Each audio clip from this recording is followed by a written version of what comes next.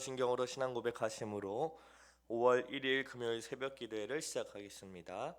전능하사 천지를 만드신 하나님 아버지를 내가 믿사오며 그 외아들 우리 주 예수 그리스도를 믿사오니 이는 성령으로 잉태하사 동정녀 마리아에게 나시고 본디오 빌라도에게 고난을 받으사 십자가에 못 박혀 죽으시고 장사한 지 사흘 만에 죽은 자 가운데서 다시 살아나시며 하늘에 오르사 전능하신 하나님 우편에 앉아 계시다가 저리로서 산자와 죽은 자를 심판하러 오시리라. 성령을 믿사오며 거룩한 공예와 성도가 서로 교통하는 것과 죄를 사하여 주시는 것과 몸이 다시 사는 것과 영원히 사는 것을 믿사옵나이다. 아멘. 다같이 찬송가 220장 사랑하는 주님 앞에 찬송하겠습니다. 찬송가 220장입니다.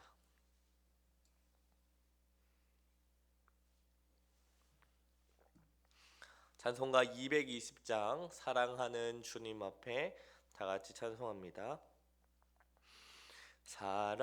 사랑하는 주님 앞에 형제 자매 한 자리에 크신 은혜 생각하며 즐거운 찬송 부르네. 내 주 예수 본을 받아 모든 사람 내 몸같이 환난 근심 위로하고 진심으로 사랑하세. 사랑하는 주님 앞에 온갖 충성 다 바쳐서 괴로우나 즐거우나 주님만 힘써 섬기네.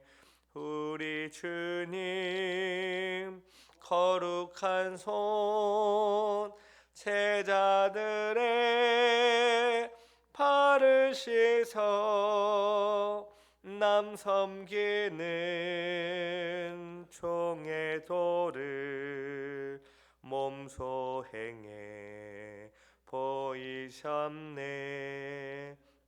사랑하는 주님 예수 같은 주로 섬기나니 한 피 바다 한 몸 이룬 형제여 친구들이여 한 몸같이 친밀하고 마음으로 하나 되어 우리 주님 크신 뜻을 지성으로 준행하세. 기도하겠습니다. 사랑과 은혜가 많으신 하나님 아버지 감사합니다. 우리를 단잠에서 깨워주시고 주님 앞으로 부르시어 주의 은혜와 주의 능력을 찬양케 하시니 참으로 감사합니다. 아버지, 우리의 모든 인생이 주님으로부터 시작되어 주님으로 말미암고 다시 주님께 돌아감을 믿음으로 고백합니다. 우리에게 일어나는 모든 일들이 때로는 힘들고 어렵더라도 이 모든 것을 통해 하나님께서 계획하시고 뜻하신 바가 변함없이 이루어짐에 믿음으로 인내하며 감사하는 우리 모두 되게 하옵소서.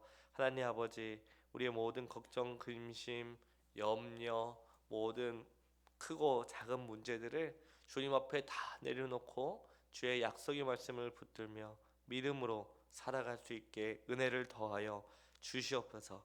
우리의 힘과 능력으로는 주께서 우리에게 말씀하신 것들을 순종할 수 없습니다. 오직 하나님의 은혜로 말미암아 성령의 인도하심을 따라 살아갈 때 나는 죽고 예수님만 사는, 예수님만 높이는 삶이 가능함을 고백합니다.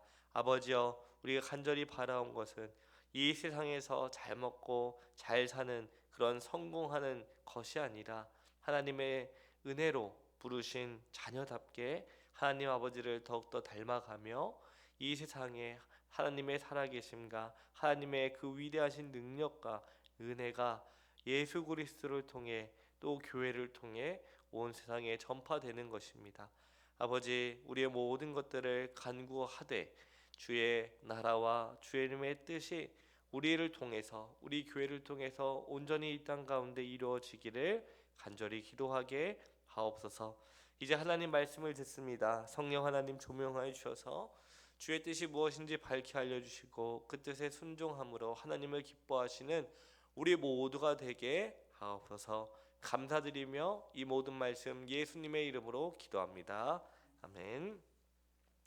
우리 하나님 말씀을 다 같이 보겠습니다. 로마서 13장 8절에서 10절을 다 같이 보도록 하겠습니다.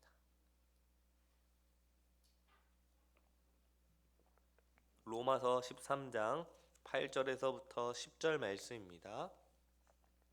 8절부터 10절 말씀을 제가 봉독하겠습니다. 피차 사랑의 빛 외에는 아무에게든지 아무 빚도 지지 말라. 남을 사랑하는 자는 율법을 다 이루었느니라. 간음하지 말라, 살인하지 말라, 도둑질하지 말라, 탐내지 말라 한 것과 그 외에 다른 계명이 있을지라도 내 이웃을 내 자신같이 사랑하라 하신 그 말씀 가운데 다 들었느니라. 사랑은 이웃에게 악을 행하지 아니하나니 그러므로 사랑은 율법의 완성이니라. 아멘. 지난 시간에 우리는 구원받은 신자가 이 세상과 국가 속에서 어떤 태도로 살아가야 하는지를 살펴보았습니다. 바울은 세금을 내야 할 자에게 세금을 내고 국가의 질서와 법에 순종하라고 명령했죠. 왜 그렇습니까? 모든 그 세상과 국가의 그 권세는 하나님께로부터 이임받았기 때문입니다. 그래서 우리가 보기에는 마음에 들지 않더라도 하나님께서 저들을 세우시고 저들을 통해 하나님의 선하신 뜻이 이루어진다는 사실을 믿음으로 우리가 국가와 그 권력에 순복하라고 하셨죠. 세상에서 우리가 짊어지는 이 공적인 의무와 빚에 대해서는 신속하게 철저하게 청산하라고도 했습니다. 그래서 마땅히 지불해야 할 것을 지불하고 정직하고 책임감 있는 시민이 되는 것이 그 7절까지의 핵심 내용이었습니다. 오늘 본문에서 바울은 우리의 상식을 완전히 뒤엎는 파격적인 선언을 합니다. 세상의 모든 빚을 지체 없이 다 갚아버리라고 했던 그가 성도의 삶에서는 결코 다 갚을 수도 없고 다 갚아버려서 끝내서도 안 되는 단 하나의 예외적인 얘기를 하죠. 이것은 천국에 가는 그날까지 우리가 기꺼이 짊어지고 가야 할 특별한 빚입니다.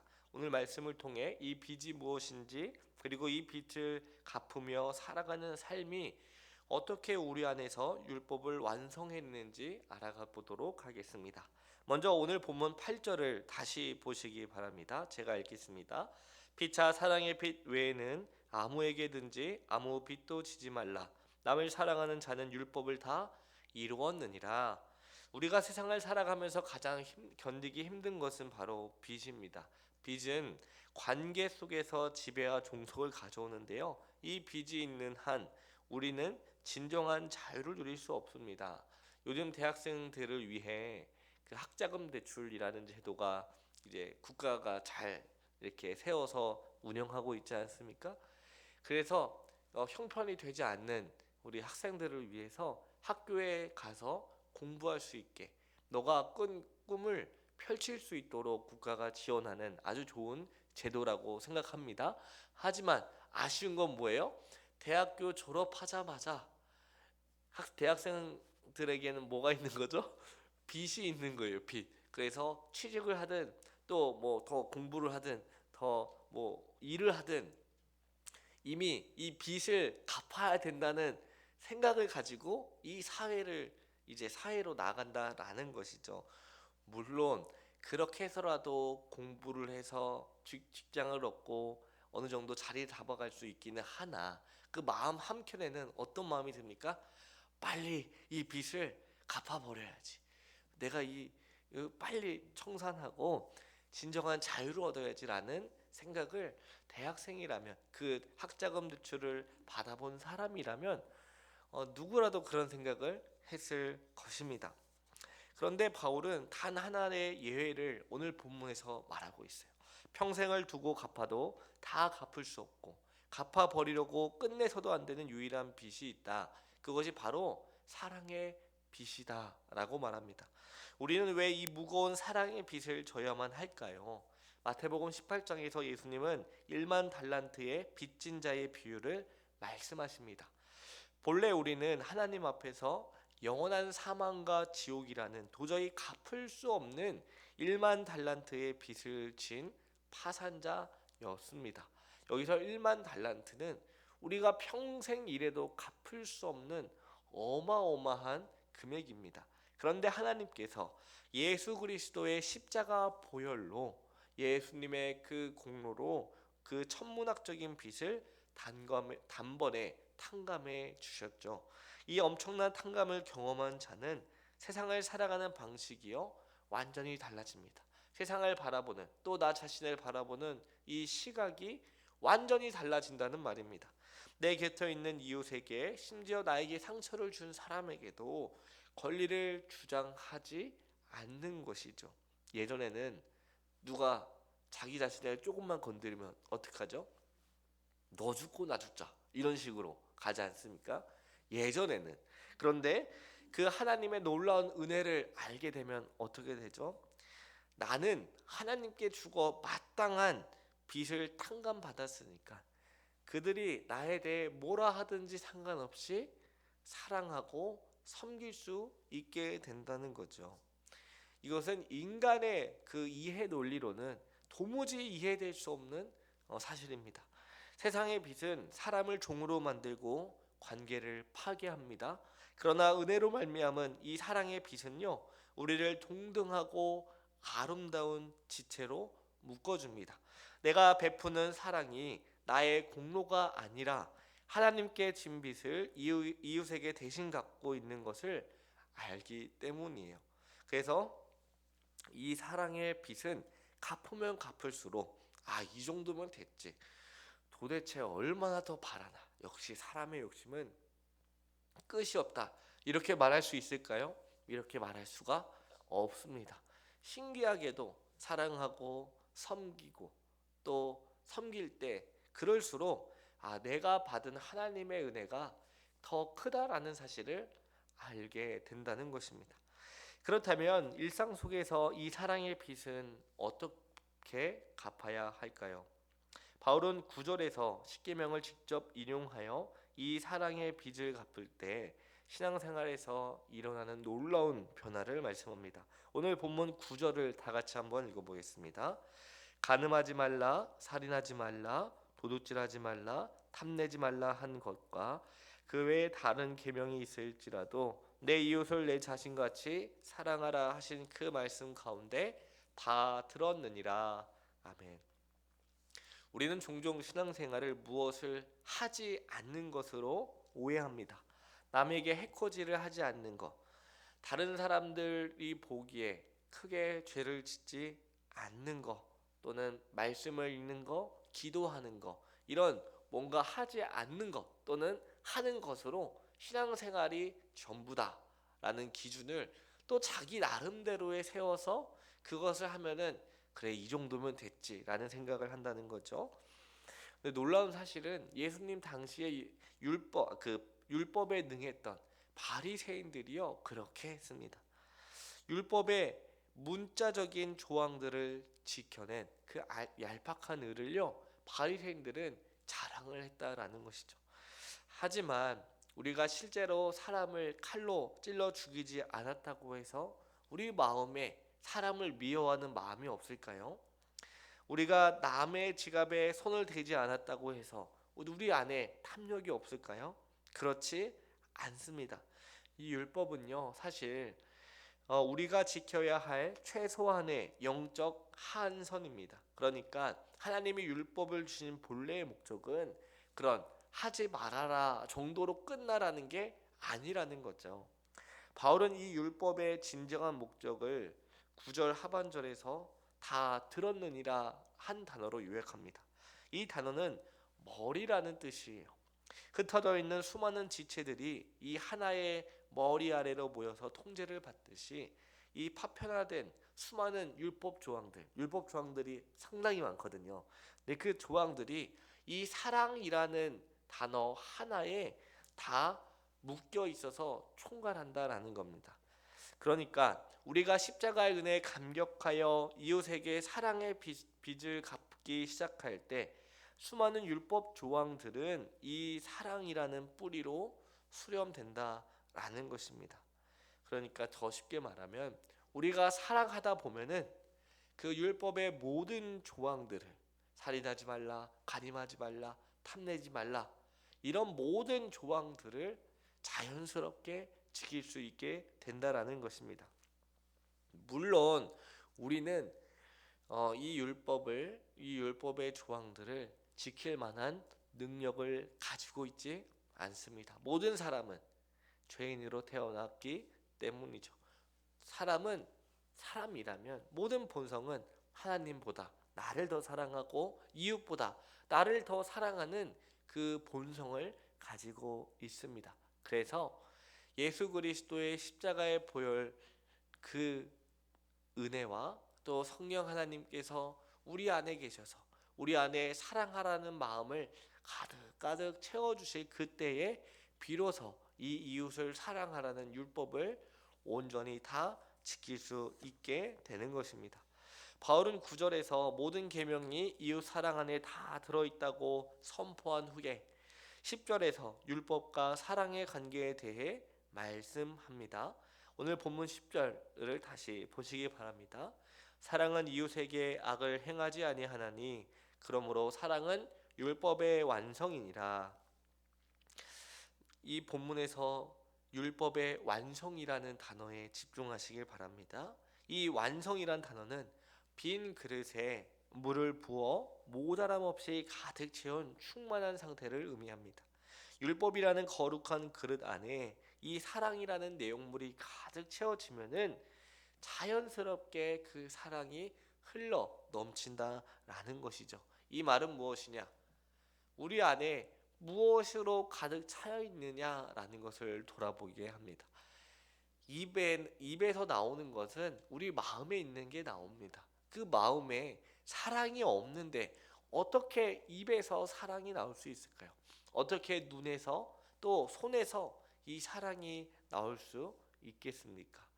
그래서 우리 마음 가운데 성령 하나님께서 그 사랑이라는 마음을 가득가득 부어주실 그때에 우리의 옛사람은 죽고 우리의 새 사람 예수 그리스도의 그 놀라운 은혜만이 우리를 통해 나타나게 된다는 사실입니다. 오늘 말씀을 통해 우리는 세상의 빚은 다 갚아 청산해야 하지만 이 사랑의 빚만큼은 오늘도 가정과 일터에서 평생 갚아야 한다는 것을 알았습니다. 내 얄팍한 의지와 다짐으로는 결코 누군가를 사랑할 수 없습니다. 오직 십자가에서 나를 위해 모든 그 율법을 완성하시고 죽으신 예수 그리스도의 은혜로 말미암아 또한 내 안에 사시는 성령님의 인도하심을 따를 때에만 우리는 사랑할 수 있게 됩니다. 여기서 말하는 사랑은 우리가 사랑할 자만 사랑하는 것이 아니요.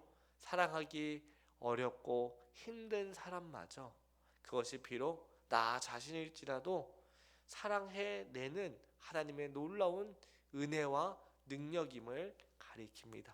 오직 하나님의 은혜 또 하나님의 인도하심을 따를 때에 우리는 이웃을 향한 사랑의 빚을 갚을 수 있다는 사실을 기억하면서 오늘 이 새벽에 하나님께 간구할 때에 우리가 필요한 모든 것을 구하면서 동시에 하나님 내 몸같이 이웃을 사랑할 수 있게 은혜를 베풀어 주시옵소서. 사랑할 그 이유와 원인과 조건을 그에게서 찾는 것이 아니라 하나님의 은혜, 예수님의 십자가의 은혜, 성령 하나님의 인도하심에 두어서 그 누구도 사랑할 수 있게 해달라고, 섬길 수 있게 해달라고, 하나님의 은혜로 사랑하여 세울 수 있게 해달라고 간절히 기도하는 저와 여러분 되기를 간절히 기도합니다. 기도하겠습니다. 사랑과 은혜가 많으신 하나님 아버지, 감사합니다. 오늘 말씀을 통해 우리가 평생 갚고 갚아야 할 사랑의 빛이 무엇인지 알려주어서 감사합니다. 하나님께서 우리를 사랑하셨기에 우리가 용서받고 하나님의 자녀가 된 것처럼 하나님의 사랑이 우리에게 먼저 임하였으니 그 사랑을 받은 자답게 이웃을 사랑하게 하옵소서. 우리를 힘들게 하고 어렵게 하고 괴롭게 하는 사람일지라도 하나님의 그 사랑을 기억하여 진심으로 사랑으로 섬길 수 있도록 은혜를 베풀어 주시옵소서. 아버지, 또 주님 앞에 나아가 간구합니다. 우리의 모든 필요로 아시는 하나님 아버지, 우리의 모든 것을 주님께 간절히 구할 때 시에 적절하게 부족함 없도록 채워 주시옵소서. 감사드리오며 이 모든 말씀 예수님의 이름으로 기도합니다. 아멘. 하늘에 계신 우리 아버지여, 이름이 거룩히 여김을 받으시오며 나라의 임하옵시며 뜻이 하늘에서 이룬 것 같이 땅에서도 이루어지이다. 오늘날 우리에게 일용할 양식을 주옵시고 우리가 우리에게 죄진 자를 사하여 준 것 같이 우리의 죄를 사하여 주옵시고 우리를 시험에 들게 하지 마옵시고 다만 악에서 구하옵소서. 대개 나라와 권세와 영광이 아버지께 영원히 있사옵나이다. 아멘.